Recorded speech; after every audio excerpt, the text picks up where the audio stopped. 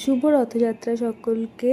আজ আমি সকাল সকাল স্নান করে রান্না বসিয়ে দিয়েছি, কারণ আজ যাব রথ দেখতে।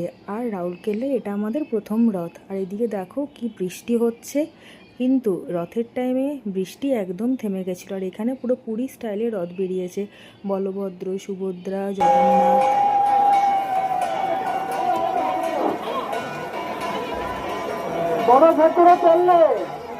এখানে প্রসাদ খাওয়ানো হচ্ছিল, তাই আমরাও দুজনে একটু প্রসাদ খেয়ে নিলাম। আর এখানে ওই একটু মথুরার কেক খেলো।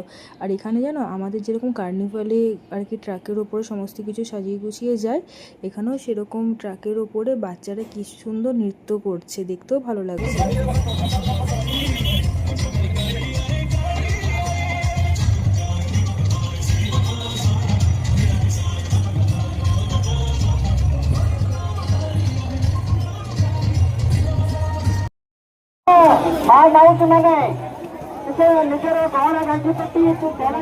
এই প্রথম উড়িষ্যাতে রথ দেখে আমার এত ভালো লাগলো, ইচ্ছে আছে কোনো এক বছর পুরীতে গিয়েও রথ দেখার।